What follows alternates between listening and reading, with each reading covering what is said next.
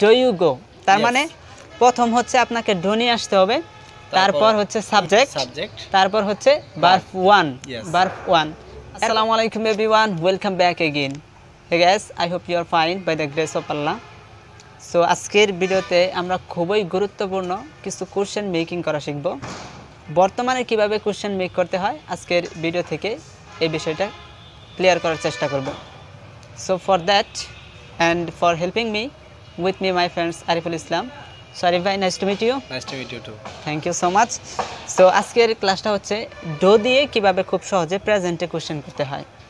So আমি আপনাকে question করব, বাংলাতে করব, আপনি ইংরেজিতে এই কোশ্চেনগুলো মানে ইংরেজিতে রিপিট করবেন, ইংরেজিতে বলবেন, যাতে ভিউয়ার্সরা খুব সহজেই ক্যাচ করতে পারে কিভাবে ডো দিয়ে কোশ্চেন করতে হয়, কোশ্চেন মেকিং করতে হয়, রাইট?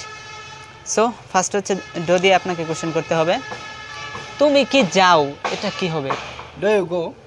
ডু ইউ গো তার মানে প্রথম হচ্ছে আপনাকে ডু নিয়ে আসতে হবে, তারপর হচ্ছে সাবজেক্ট, তারপর হচ্ছে ভার্ব 1 ভার্ব 1।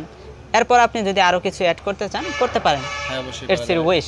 যেমন ডু ইউ ইট রাইস বা do you go to Dhaka, ভার্বের পরে আপনি যে কোনো কিছু অ্যাড করতে পারেন, রাইট? তো আমি আপনাকে আরেকটা কোশ্চেন করি। হ্যাঁ, তুমি কি ইংরেজি প্র্যাকটিস করো? Do you practice English? এটা প্র্যাকটিস হবে না, do you practice English? Practice, right. Do you practice English? Do you practice English? Yes, এইভাবে বলতে হবে, কোশ্চেন করতে হবে। হ্যাঁ, প্র্যাকটিস। হ্যাঁ, তারপর হচ্ছে ধরেন তুমি কি ভাত রান্না করো? Do you cook rice? Cook বলেন কেন, এটা বলবেন cook. Cook, C double O K, মানে cook. Do you cook rice? Cook rice. Okay, do you cook rice? এটা কুক হবে কেন? এটা হচ্ছে সি এর উচ্চারণ আসলে সি না, সি এর উচ্চারণ হচ্ছে খ, আপনাকে খ সাউন্ড উচ্চারণ করতে হবে। ইংরেজিতে আসলে মূলত ইংরেজিতে কোনো ক সাউন্ড নাই, সবসময় আপনাকে খ সাউন্ড করতে হবে, রাইট?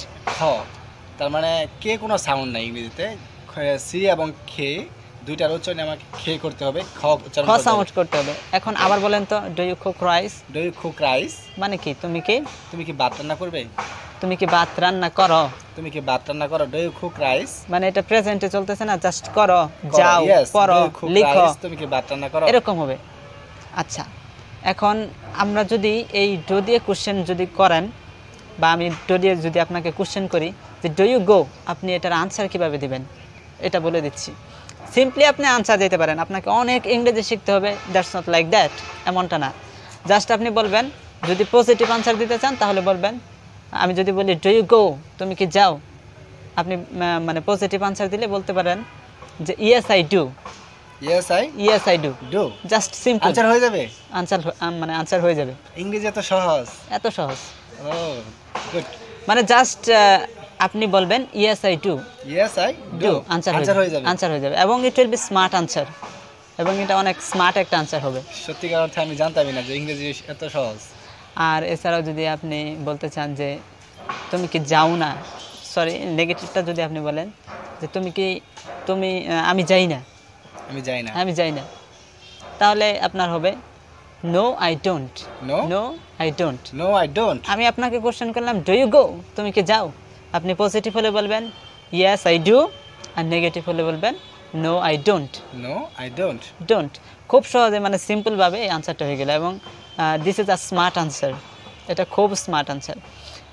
আপনি অন্যভাবেও আনসারগুলো দিতে পারেন, যেমন yes I go to Dhaka, yes I go, অথবা নো আই ডোন্ট গো, তবে এটা হবে smart answer, yes I do, no I don't. তাহলে এই আনসারটা যদি আমাকে ফরেনার বা দেশের বাইরে কোনো ব্যক্তি যদি আমাকে এরকম ধরনের কোশ্চেন করে, আমি যদি ইয়েস আই ডু বা নো আই ডোন্ট যদি আমি এরকমভাবে আনসার দিই, তাহলে কি সে বুঝবে?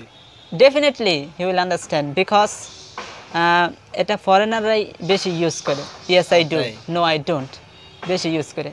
মানে যারা বিগিনার তারা শুধু ইউজ করে yes I go to Dhaka, no I don't go to Dhaka, like a baby. যখন আমরা মানে ছোটোবেলায় যখন আমরা বাচ্চা থাকি, তখন আমরা বাসা যেরকমভাবে একজন বলে ওইরকমভাবে তার পিছনে বলা ট্রাই করি, ঠিক না?